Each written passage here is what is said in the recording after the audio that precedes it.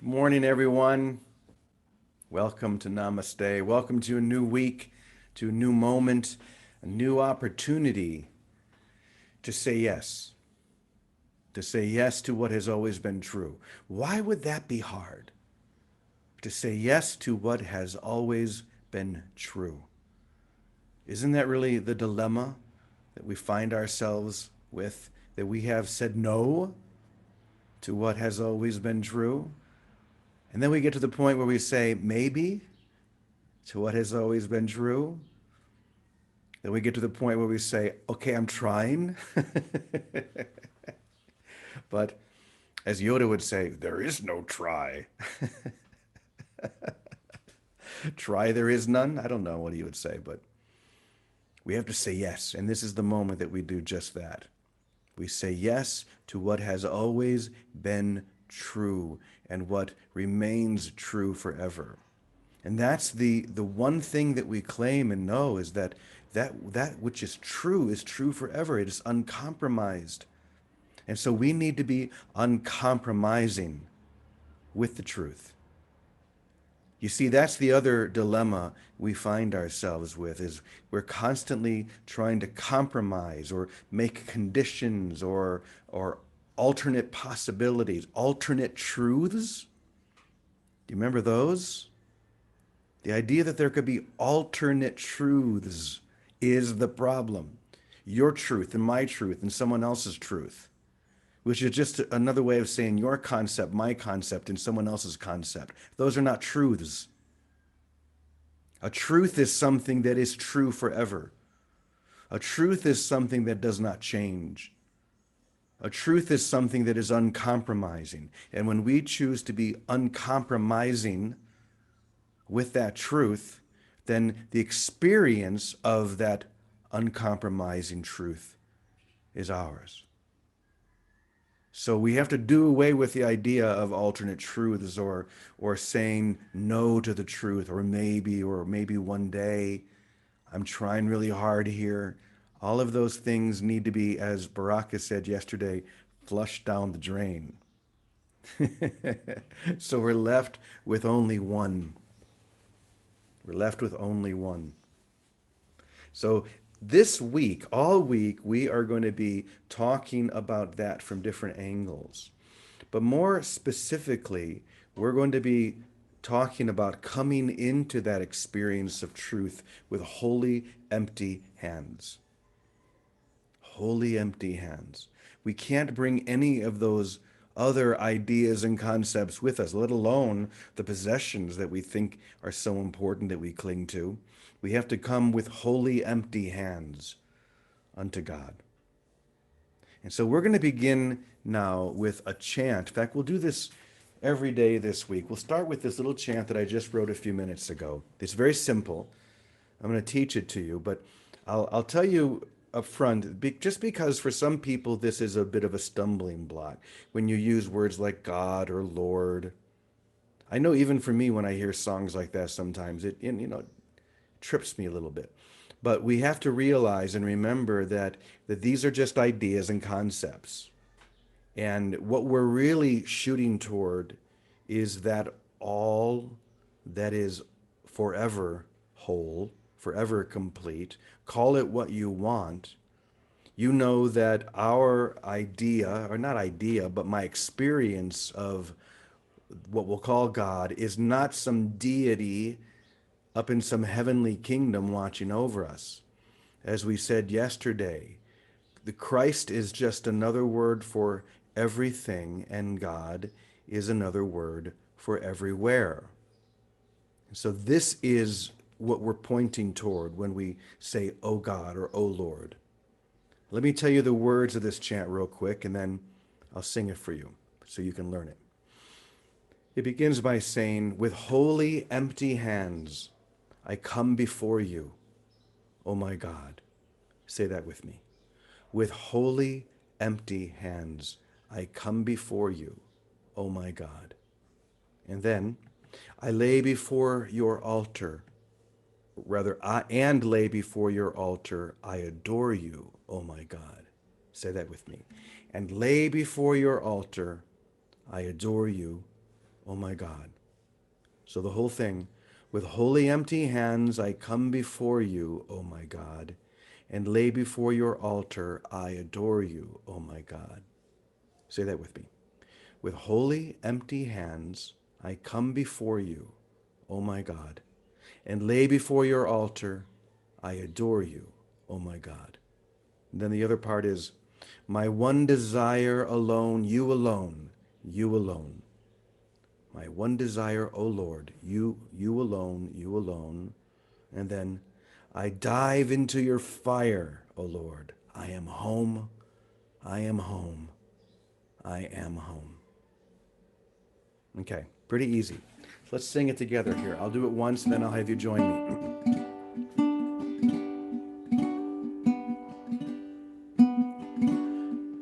With holy empty hands, I come before you, oh my God, and lay before your altar. I adore you, oh my God.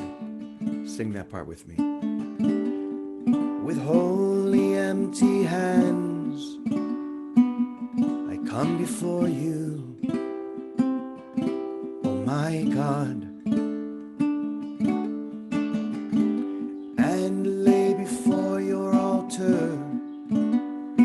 I adore you, oh my God. One more time.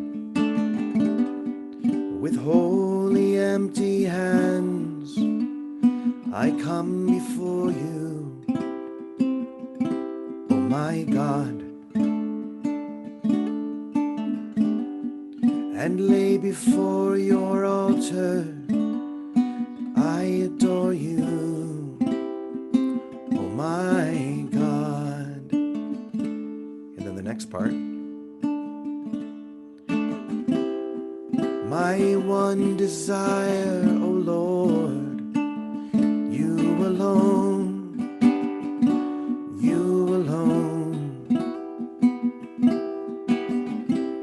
I dive into your fire, O Lord, I am home, I am home. Do that again. My one desire, O Lord, you alone, you alone. I dive into your fire. I dive into your fire, oh Lord. I am home, I am home,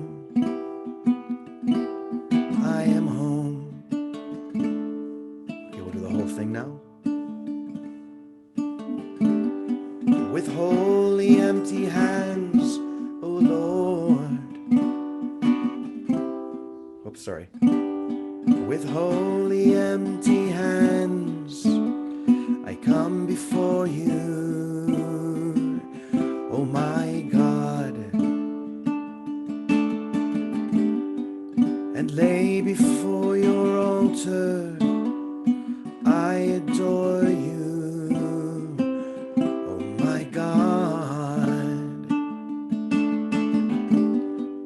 With holy empty hands, I come before you, oh my God, and lay before your altar. I adore you, oh my God. Feel your heart opening now, as wide as you can. My one desire, oh Lord, you alone, you alone. I dive into your fire, oh Lord. I am home, I am home. My one desire, oh Lord, you alone.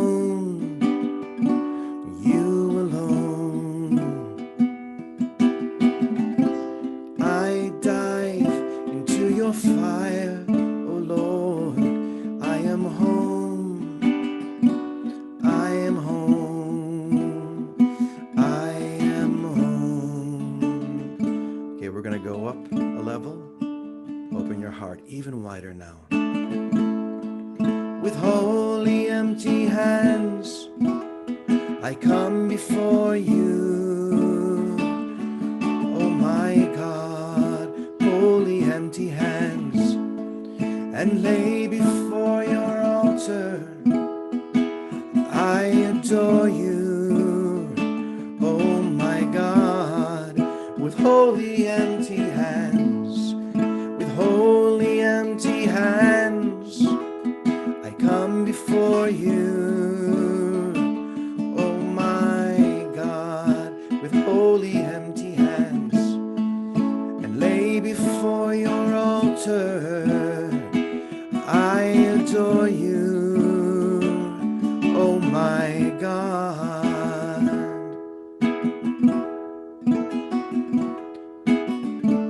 My one desire, oh Lord, you alone, you alone.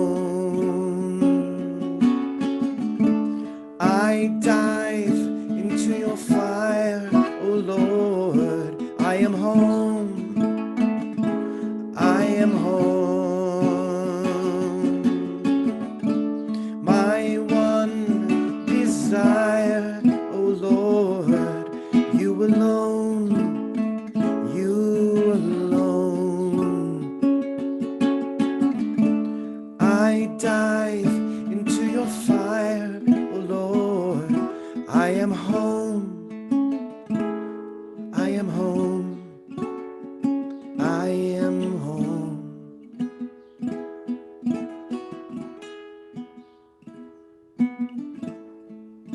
With holy empty hands, oh Lord, I come before you.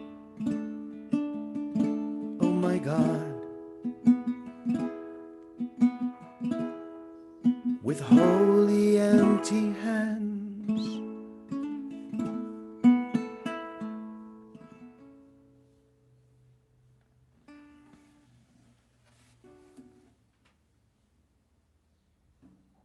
That's meant to literally pry our heart open. Why does it need to be pried open? I wish it didn't, but because we have, each one of us, spent and what feels like an eternity tightening our heart so that we don't have to simply open and allow grace to flow, so that we don't have to simply allow love to flow like our breath, in and out, giving and receiving. Because we have spent so much time building armor around our hearts to protect a silly idea of separation that was never true. That's why we have to somehow pry our heart open and just loving God, loving love. That's an even better way to say it. Like St. Francis said, why is love not loved? This is what pries our heart open, to give ourselves to love completely. And this is how we come with holy empty hands. We come, as we've been saying for several weeks now, with that statement, I don't know. I love you. I love you. Show me. I come with holy empty hands because I finally come to the point where I realize that all of my solutions haven't worked. All of my ideas have failed. And now there's only one thing left, to come with holy empty hands and to say, show me.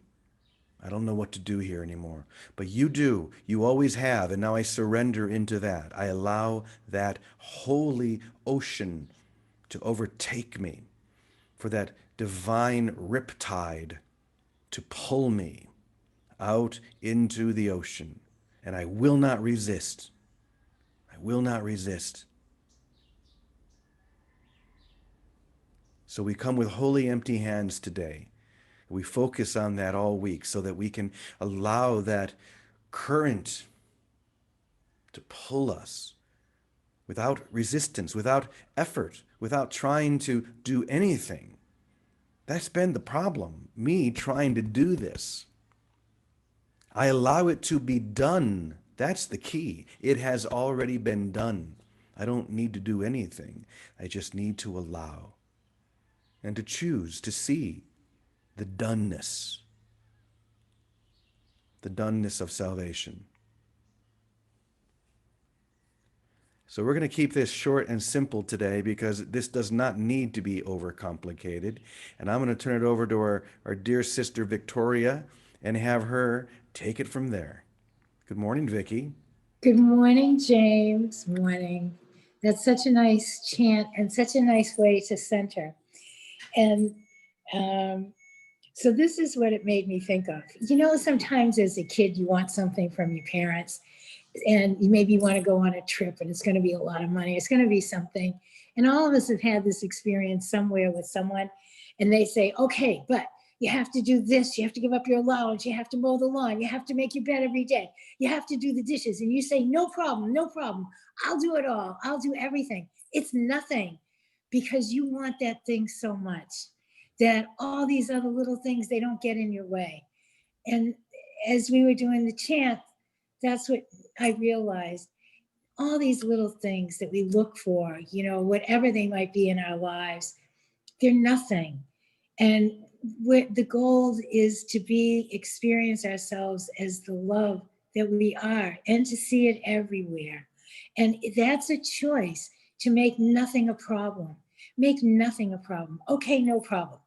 Okay, no problem. Okay, he cheated me. Okay, no problem. It's all a veneer over the light that's already there. And when we don't make it a problem, it isn't a problem because the light, the gold, the love is already there. And we start experiencing it, and then we're motivated to do more. Like, no matter what, it doesn't matter. I'm going for the light, for the love, for the gold. That's I my love image that. today. That's Thanks, Jimmy. beautiful, Vicky. That can be another one of our mantras. Okay, no problem. Which is kind of like saying whatever. I have a whole teaching around that I won't go into today, but yeah, whatever you want. I don't care. Just this is the only thing. It literally is the only thing. Not the only thing that I desire. It literally is the only thing. And then the problem is I've been desiring something other than the only thing. And to get back to that, I just have to say, like, I love that analogy of wanting to go on a trip or something that you want so bad, and all those other, you got to do the dishes, you got to do, no problem. It's worth it.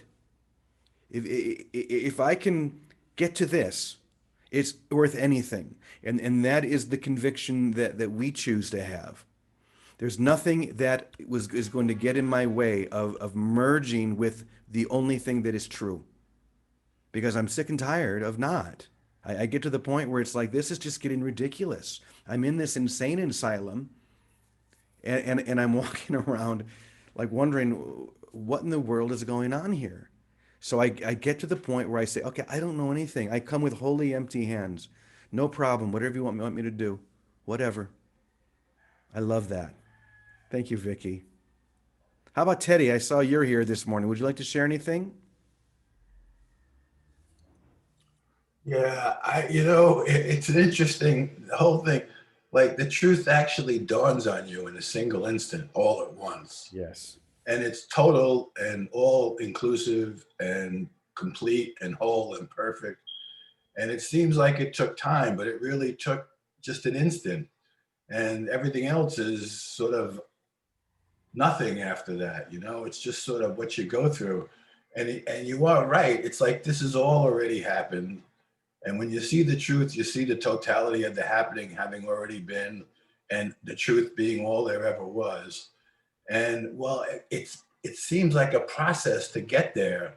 It really is in that moment where there's just total giving up, and you totally gave up because you realize the truth. It's sort of like a symbiotic relationship, and everything else is just sort of meaningless at that point in time. Yeah. And then you just, like you say, you just follow. That's it. There's nothing else to do. Just follow.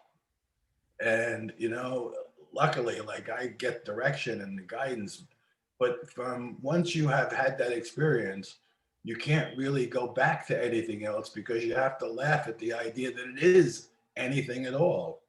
So it's it's really funny when you look at it, you know, and God bless everybody. You know, my certainty is everybody has already had this experience, and miraculously, we shorten the time that they remember that they had it.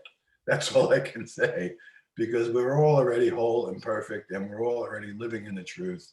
And there's not another way. That's just the way it is. You know, you said follow, just follow. And when you said that, it reminded me of this. So see if you remember this. In fact, the song is called Try to Remember. And it goes like this. Try to remember that kind of September when life was slow and oh so mellow. Try to remember that kind of September when grass was green and grain was yellow. Try to remember the kind of September when you were a tender and callow fellow. Try to remember, and if you remember, then follow, follow, follow, follow, follow, follow. You know, I do remember that song, and it's mostly because my birthday is in September. So it's Vicky's, September 13th. Birthday So song. I just follow. You know, funny. It's so funny. This is coming into my mind right now. Some of you know that that song is from the great musical, The Fantastics, and I was in that musical when I was a senior in high school.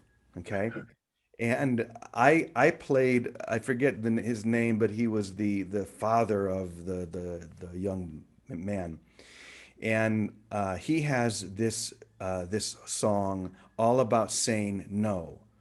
That as soon as we say no to someone, then we do that thing for sure. And so what we've done is we've said no to ourselves, and therefore we have done what we've told ourselves not to do. And the only bit of this, one of the songs that I remember goes like this. Your daughter brings a young man home, says, "Do you like him, Pa?" You say that he's a bum, and then you've got a son-in-law. Why do the kids put beans in their ears?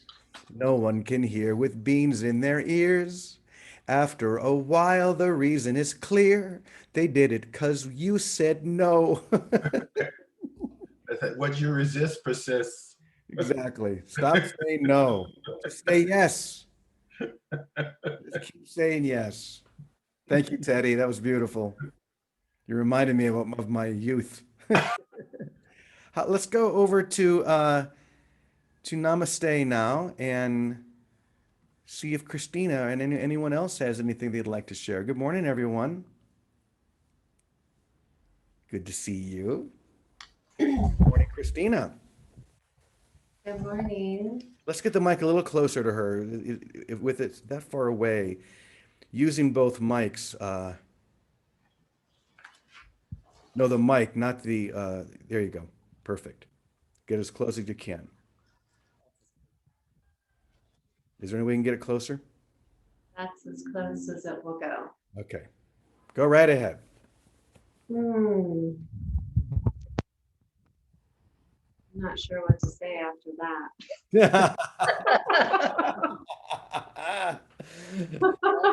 Try to remember. Earlier you were speaking of truth, and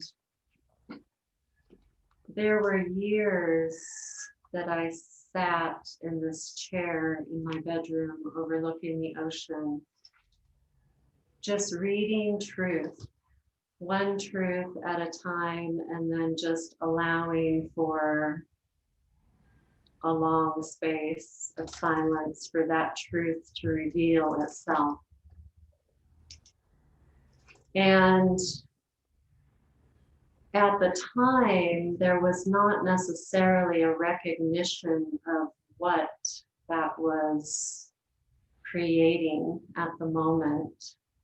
There was just pure enjoyment and bliss in bathing in truth and allowing the truth of that truth to be revealed from within rather than through the mind. And later, even just like, I don't know, 6 months or so ago, I read a quote by Krishnamurti, and I probably have said it here before, maybe. He said, it is not, he said, it is truth that awakens us, not our endeavors. And when I read that, there was a recognition of how that truth did its work. And something to recognize in truth is that there is no person in any truth. There is no me. And where we miss the truth is where we identify as a me. For instance, I and my Father are one. If I hear that through my mind, I hear me and my Father are one. But if I allow that listening from deep within, I recognize the I is the I of my being. That I, the center of awareness, consciousness, is the source of all of life, is God itself. There's no longer a me there. The kingdom of heaven is within. Conscious awareness, consciousness becoming conscious of itself does not take place in the world. It takes place in the silence. There is only one. There is no me. So as I rest in truth, if I am consciously aware of which position I am receiving the truth, am I receiving it through the mind that is personalizing it, or am I receiving it through the stillness where it reveals itself? Truth replaces thought for a period of time. If he who keeps his mind stayed upon thee shall be kept in perfect peace. If the mind is stayed upon truth without person, there is perfect peace. At some point, truth words are no longer necessary, ever. There's no reason to state that which already is. There's just the enjoyment of it, the gratitude for it. When humility meets truth, there is revelation, holy instant, awakening. But that is still experience, and we are the one who is the witness to all experience. So today, may we, like I have said so many times before, may we recognize and listen from within. That's all that is necessary. Thank you. Thank you. With wholly empty hands. And as Teddy said, it happens in an instant. There's no buildup. When we get out of the way, when the I that I think I am, the me that has no meaning, ooh, that was good. The me that has no meaning. That's what it is. When that gets out of the way, instantaneous. That's why it's called the holy instant, because it's instantaneous. Let's see if there's anybody else there at Namaste would like to share anything. Anybody have anything they'd like to add to this beautiful, beautiful soup? Okay. Thank you very much.